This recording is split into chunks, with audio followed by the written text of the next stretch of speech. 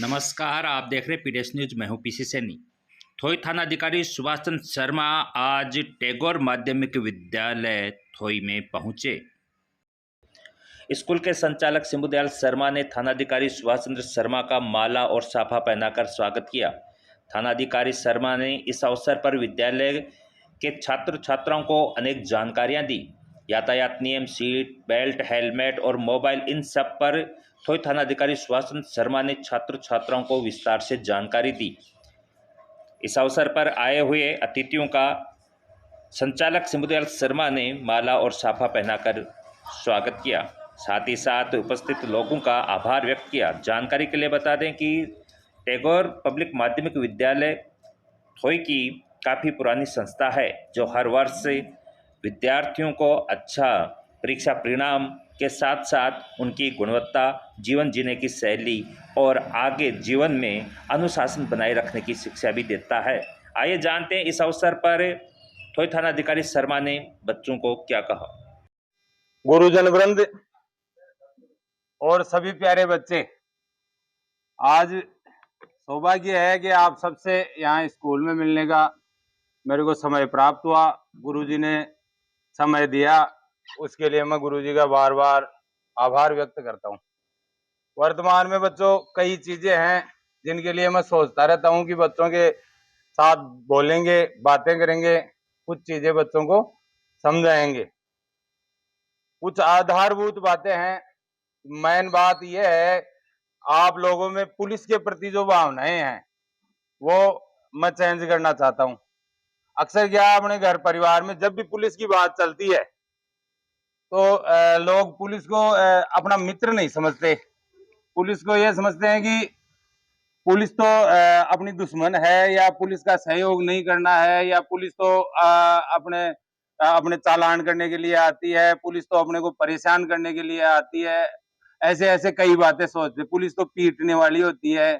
आपको जब भी डराया जाता है तो घर वाले डराते हैं कि पुलिस वालों से पकड़ा दूंगी। मम्मी यही कहती है, पुलिस वालों को पकड़ा दूंगी। पुलिस बेटा पकड़ने के लिए नहीं है, पुलिस आप लोगों की मित्र है। पुलिस के प्रति अपना जो रवैया है, अपना जो दृष्टिकोण है, वो अपने को बदलना चाहिए। पुलिस अपनी सुरक्षा करती है। यदि पुलिस नहीं होगी, पुलिस के काम क्या क्या काम है आपको पता है क्या? पुलिस क्या काम करती है? कभी सोचा है पुलिस क्या काम करती है? पुलिस रात दिन निगरानी रखती है। पुलिस अपने को सुरक्षा प्रदान करती है। पुलिस आपातकाल में कहीं भी अपनी रक्षा के लिए पुलिस अपने साथ रहती है। पुलिस का कार्य है अपराधों की रोकथाम करना। कोई भी क्राइम होता है उसकी रोकथाम करना कार्य है। फिर दूसरा कार्य है, अपराध हो गया तो अपराधी का पता लगाना और कोर्ट में सजा दिलवाना अपराधी को। ये काम भी पुलिस का ही है। तो ये सब बातें समाज की रक्षा के लिए हैं, न कि हम समाज के ही एक अंग हैं और आप लोगों की मदद के लिए हैं। आज अपन यहाँ आए हैं तो मैं आप लोगों से 2-3 पॉइंट पे बात करना चाहता हूँ। पहला काम तो है सड़क दुर्घटनाएं। बेटा, सड़क दुर्घटनाओं में देखो बहुत सारी मौतें हो रही है और ऐसे ऐसे एक्सीडेंट हो जाते हैं जो मैंने देखे हैं। अभी अभी बच्चा राजी खुशी घर से गया है और घर पे खबर आई कि एक्सीडेंट हो गया, खत्म हो गया। कोई आदमी बीमार हो जाता है, कोई आदमी वृद्ध हो जाता है, तो अपना परिवार वालों का गांव वालों का मन भर जाता है कि ये बीमार होके खत्म हुआ है। लेकिन यदि एक्सीडेंट में यदि खत्म हो जाता है कोई आदमी, तो परिवार भी एक बहुत ही दुखद उस क्षणों से गुजरता है। तो एक्सीडेंट, अब एक्सीडेंट क्यों होते हैं और इनको कैसे रोका जाए, इसके लिए जब अपन मनन करते हैं तो मैंने देखा है कि एक्सीडेंट अक्सर क्या विकासशील देशों में होते हैं। सड़कें और वाहन ये विकास की एक सीढ़ी है। तो सड़कें होना भी जरूरी है और वाहन होना भी जरूरी है। विकास, अपना देश विकासशील है, विकसित हुआ नहीं है। ये सब चीजें देश के विकास के लिए जरूरी हैं। सड़कें भी जरूरी हैं और वाहन भी चलेंगे, सड़कें भी बनेंगी। एक्सीडेंट क्यों होते हैं? इन एक्सीडेंट को कैसे रोका जाए? तो एक्सीडेंट होने के जो कारण है उनको पहचानेंगे, जब तो एक्सीडेंट रोकेंगे अपन। तो एक्सीडेंट होने का एक मुख्य कारण है मोटरसाइकिल पर हेलमेट नहीं लगाना। जो मृत्यु हो रही है एक्सीडेंट में, उनमें से करीब 30 से 40% लोग सिर्फ हेलमेट के कारण मरते हैं। हेलमेट यदि होता तो काश इसकी आज मृत्यु नहीं होती। ऐसे हम हॉस्पिटल में बातें सुनते हैं और हम करते हैं। तो एक्सीडेंट के मौके पे सबसे पहले पुलिस जाती है, वहां जाकर के यही बात चलती है कि इसने हेलमेट लगाया होता तो इसकी मृत्यु नहीं हुई होती। अब हेलमेट होना जरूरी है। दूसरी बात है एक्सीडेंट, दूसरा होता है सीट बेल्ट। गाड़ी अपने पास चौपहिया साधन है तो अपन सीट बेल्ट नहीं लगाते, लापरवाही कर देते हैं। सीट बेल्ट क्यों नहीं लगाते? पता नहीं है, अपनी एक मानसिकता हो गई है। यदि सीट बेल्ट होता तो वो आदमी उछल के आगे नहीं जाता और वो आगे ज्यादा चोट नहीं आती। दूसरा कारण सीट बेल्ट का है। तीसरा कारण है मोबाइल से बात करते हुए। कभी देखा होगा गाँव में आपने मोटरसाइकिल या मोटरसाइकिल को यूं चला रहे हैं, बातें कर रहे हैं, तो एक तो मोबाइल लगाने से अपना शरीर की जो ये है स्थिति वो बिगड़ जाती है। दूसरा, दिमाग का ध्यान भंग हो जाता है। मोटरसाइकिल चला रहे हैं, क्या पता किसी से गुस्से में बात कर रहे हैं, क्या पता कोई सीरियसली बात कर रहे हैं, तो अपना ध्यान तो मोटरसाइकिल से तो हट जाता है और उस फोन में चला जाता है।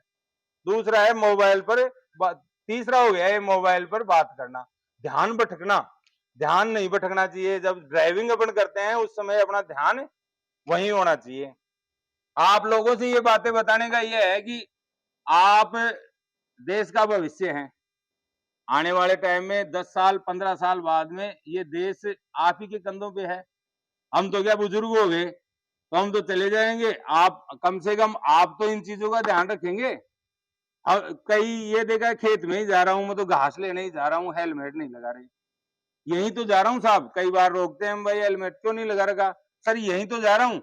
अरे यही तो जा रहे हो, लेकिन एक्सीडेंट कभी बता के थोड़ा ही होता है। घर से निकलते ही हो सकता है, गली में ही हो सकता है। अपने को जब भी मोटरसाइकिल पर आरूढ़ होना है तो हेलमेट लगा के होना है।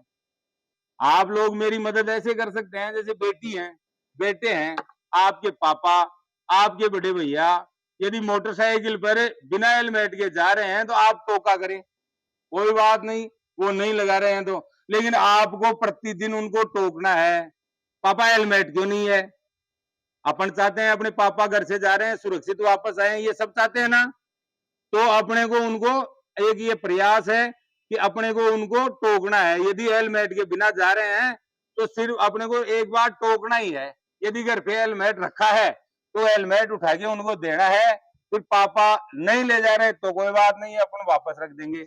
लेकिन डेली अपन 10 दिन तक लगातार हेलमेट उठा उठा के उनको देंगे कि पापा ये हेलमेट लगा के जाओ, पापा बिना हेलमेट क्यों जा रहे हो? तो पापा 10 दिन में, 15 दिन में, 20 दिन में चेंज होगा उनमें, वो हेलमेट लगा के जाएंगे। अपन प्रयास करेंगे।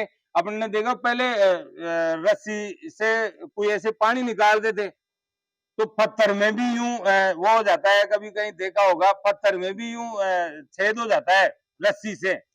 यूं खींचते करत करत अभ्यास ते जड़मती होत सुजान। तो अपन अभ्यास करेंगे, प्रयास करेंगे तो सब लोग हेलमेट लगाएंगे। घर में अपने सबके हेलमेट होना चाहिए, सीट बेल्ट होनी चाहिए। तो इस चीज के लिए आप सब लोगों को मेरी मदद करनी है। ये एक मेरा मुहिम है। मैंने ऐसे ऐसे एक्सीडेंट देखे हैं, तो मेरी आंखों में कई बार आंसू आए हैं। एक ही बच्चा है और वो एक्सीडेंट में खत्म हो गया। तो मैं सोचता हूँ ये बहुत ही दुखद बात है कि यदि कोई एक्सीडेंट में खत्म हो जाए। ये आप सब लोगों को मेरी मदद करनी है। अपन और गांव को नहीं कह सकते, अपने परिवार को तो अपन कह सकते हैं, अपने पापा को अपन कह सकते हैं, अपने बड़े भैया को अपन कह सकते हैं, अपने रिश्तेदार जो अपने घर आ रहे हैं उनको अपन टोक सकते हैं। हो सकता है कोई अपने को यूं कहे कि यार ये बच्चा तो अपने को गलत टोक रहा है, तो उनका उनका कृत्य उनके साथ है। अपने को तो सिर्फ उनको टोकना है और कुछ नहीं करना। पापा, भैया, मामा, हेलमेट क्यों नहीं है? हेलमेट तो होना चाहिए, ताकि उनके अपन बार बार उनको टोकेंगे तो वो हेलमेट लगाएंगे। तो मैं आप सब लोग मेरा ये काम करेंगे वेरी गुड। अब तीसरी बात मैं आपको ये कहता हूं, आजकल मोबाइल का चलन चल रहा है। मोबाइल आप लोगों को मोबाइल दे दे तो खाना खाना भूल जाते हो। बताओ सही बात है कि नहीं? उस मोबाइल को देखने में लग जाते हो। बेटा, आप लोग अभी धरती पर आए ही हो। ये धरती पर जो समाज है, ये जो व्यवस्था है, इस चीज को अभी तक आप जानते पहचानते नहीं हो। जब आप 25 साल के होंगे तब तक आपको ये समझ में आएगा कि ये दुनिया क्या है। और जब तक ये दुनिया समझ में आएगी तब तक आप मोबाइल में लग जाओगे। तो ये मोबाइल आपको मोबाइल, यूट्यूब और इंस्टाग्राम, फेसबुक, ये आपके काम की चीज नहीं है। यदि इनमें आप लग गए तो आपका भविष्य खराब हो गया। मेरी इस बात को आप आज से ही गांठ बांध लो। मोबाइल का मतलब ये नहीं पापा कहीं मामा का फोन आ रहा है, पापा का फोन आ, बात करें आप फोन पर बात कर सकते हैं, लेकिन आपको छुपकर मोबाइल नहीं देखना है। इस चीज की आज आपको कसम खानी है कि मैं छुपकर मोबाइल नहीं देखूंगा और मैं मोबाइल में गाने नहीं देखूंगा। ये मोबाइल टाइम वेस्ट करता है। आपकी पढ़ाई का जो टाइम है वो बर्बाद होता है कि नहीं? आपकी दिशा, इस समय आपकी दिशा है शिक्षा प्राप्त करना, उससे आपको भटकाता है। मोबाइल से बेटा दूरी बना के रखे। नंबर 3 बात है बेटियों के लिए। बेटियां भी हैं। बेटियों के लिए बात यह है कि बेटियों को हमेशा इस चीज का ध्यान रखना है। एक गुड टच और बैड टच के बारे में आपको पता है कि नहीं? आपको यदि कोई नाजायज तंग परेशान करता है, चाहे कोई रिश्तेदार है, चाहे कोई रास्ते में चलते हुए कोई व्यक्ति है, चाहे कोई भी व्यक्ति है जो आपको परेशान करता है, आपको ऐसा असहज महसूस हो, जिस टच से आपको असहज महसूस हो, उसे बैड टच कहते हैं बेटा। यदि कोई आपको गलत शिक्षा देता है, यदि कोई आपको गलत तरीके से टच करता है, तो इस चीज को आपको सहन नहीं करना है। यदि आपने सहन कर लिया तो फिर आप भी भागीदार हैं। आप उसको बढ़ावा दे रही हैं। आप ये बात अपनी मॉम को बताएं, अपने पापा को बताएं, अपने टीचर को बताएं। बच्चों का माँ बाप और तीसरा गुरु, ये 3 ही महत्वपूर्ण पद हैं और ये 3 ही इस सृष्टि में आपको आपका व्यक्तित्व निखारते हैं। आपको इन्होंने ही जीवन दिया है, माँ बाप और गुरु। आप इन तीनों को ये चीज शेयर करें। इसमें आपको शर्माने की जरूरत नहीं है, डरने की जरूरत नहीं है। कई बार क्या बच्चे लोग डर जाते हैं, अपन गुरुजी को बताएंगे, गुरुजी ये कहेंगे, मॉम को बताएंगे, मॉम ये कहेगी, वो कहेगी। नहीं, आपके साथ यदि कोई गलत बात हो रही है तो आपको इन तीनों को तो बताना ही बताना है। अब ऐसा कोई कार्य, चौथी बात आपको ये बता रहा हूं, मेरे को याद आ गई जब मैं नौकरी लगा, तब मैं 17 साल 18 साल का ही नौकरी लग गया था। तो मैं भी आप स्कूल में से ही निकला था। मेरे को ये पता नहीं था कि ये दुनिया कितनी लंबी चौड़ी है, कैसी है। तो मैंने मेरे पापा से पूछा, मैं तो बापूजी बाहर जा रहा हूँ। अब मेरे को कौन बताएगा कि वहां, अब जो शाम को बैठ गया तो बापूजी फोन करके मेरे को जाके ले आते थे, शाम हो गई घर चल। तो अब मेरे को कौन बताएगा कि ये क्या काम अच्छा है और क्या काम बुरा है। तो उन्होंने मेरे को एक सीधी सी बात कही थी, उसको मैं आज भी देखता हूं। अच्छा और बुरा कार्य अपन परख नहीं पाते, अच्छा कार्य क्या है और बुरा कार्य क्या है। कई बार कोई नया दोस्त बन गया स्कूल के बाहर, वो अपने को कोई काम के लिए कह रहा है। अब अपन ये तय नहीं कर पा रहे कि ये कार्य अच्छा है या बुरा है। तो अच्छे और बुरे कार्य की पहचान करने का सीधा सा तरीका ये बताया था मेरे पिताजी ने कि वो कार्य जो तू अपने माँ बाप गुरु के सामने गर्व से कर सकता है वो अच्छा कार्य है, और वो कार्य जो तू अपने माँ बाप और गुरु के सामने कर नहीं पाएगा या वो कार्य बताते हुए भी तेरे को शर्म आएगी या तू उससे घृणा महसूस करेगा, वो कार्य बुरा है। सीधी सी तुलना है। कोई भी कार्य अपन कर रहे हैं, किसी को पानी पिलाना है, कोई आदमी घायल पड़ा है, पानी पिलाना है।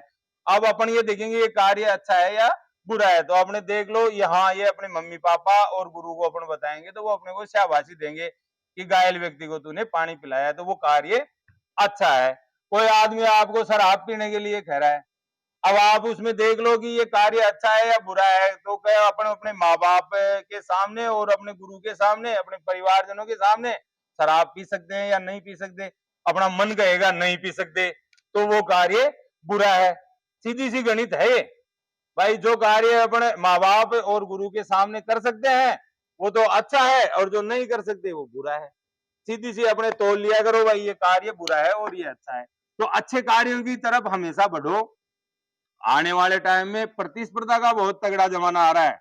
प्रतिस्पर्धा आजकल शिक्षा, सभी शिक्षित हो रहे हैं, लेकिन प्रतिस्पर्धा बहुत तगड़ी है। प्रतिस्पर्धा 99 पॉइंट नंबर आ रहे हैं लोगों के, 100 में से 99 आ रहे हैं, 90 से ऊपर वालों की नौकरी लग रही है, सिलेक्शन हो रहा है। अपने को इस चीज से हताश भी नहीं होना है। अपने को सिर्फ एक सीट चाहिए, मेरे को एक ही सीट चाहिए जो मेरी है, ऐसा आत्मविश्वास होना चाहिए। मेरे आएंगे 98 नंबर, मेरे आएंगे 99 नंबर, मैं लाऊंगा 100 में से 100 नंबर। अपना आत्मबल मजबूत होना चाहिए। और इस प्रतिस्पर्धा में अपनी दौड़ कब जीतोगे? एक वो दृष्टांत याद आ गया मेरे को महाभारत का, जब गुरु द्रोण कौरवों को और पांडवों को शिक्षा दे रहे थे, उस समय एक चिड़ी बना करके पेड़ पर बैठा दी और उन सबको धनुष दे दिया और बारी बारी उनको निशाना लगाने के लिए कहने लगे, इसकी चिड़ी की आंख के ऊपर आपको निशाना लगाना है। तो युधिष्ठिर का नंबर आया, दुर्योधन का नंबर आया, भीम का नंबर आया। जो ही वो धनुष लेकर नीचे खड़े हुए तो गुरुजी ने पूछा, बेटा क्या दिख रहा है? तो कोई तो कहे, गुरुजी आप भी दिख रहे हो, ये पेड़ भी दिख रहा है, आकाश भी दिख रहा है, चिड़ी भी दिख रही है, सब कुछ ही दिख रहा है। कोई कह रहा है कि साहब मेरे को पेड़ नजर आ रहा है, चिड़ी नजर आ रही है। ऐसे ऐसे सभी शिष्य अपनी अपनी बातें गुरुजी को बताने लगे। तो आखिरी में जब इसका अर्जुन का नंबर आया, तो अर्जुन ने जो ही निशाना साधा तो गुरुजी ने प्रश्न किया, बेटा क्या दिख रहा है? तो अर्जुन का उत्तर था, गुरुजी मेरे को सिर्फ आंख दिख रही है। तो अपने को अपना लक्ष्य दिखना चाहिए। गुरुजी ने कहा, बहुत अच्छा, तू ही एक सर्वश्रेष्ठ धनुर्धर बनेगा। तो इसलिए बेटा लोगों, अपने को अपना लक्ष्य दिखना चाहिए। अपना एक लक्ष्य संधारित करो और उसके ऊपर आप चलो, आप उस लक्ष्य तक पहुंचोगे। लक्ष्य के अंदर ये रोड़े हैं, मोबाइल हुआ, ये बाहर जो अपने जो सीनियर बच्चे मिल जाते हैं, अपने जो बाहर जो अपने को कहीं बैठना उठना, ये गलत बात है। कहीं कोई आपको गलत शिक्षा देता है, कोई गलत बात बताता है, तो अपने माँ बाप को बताओ, गुरुजी को बताओ और अपने लक्ष्य से मत भटको। अपने लक्ष्य के ऊपर चलोगे तो आप निश्चित ही सफलता आपके कदमों में होगी। इसलिए मैं आपसे ये कहता हूं कि अपने लक्ष्य की तरफ हमेशा अग्रसर होते रहे। Thank you.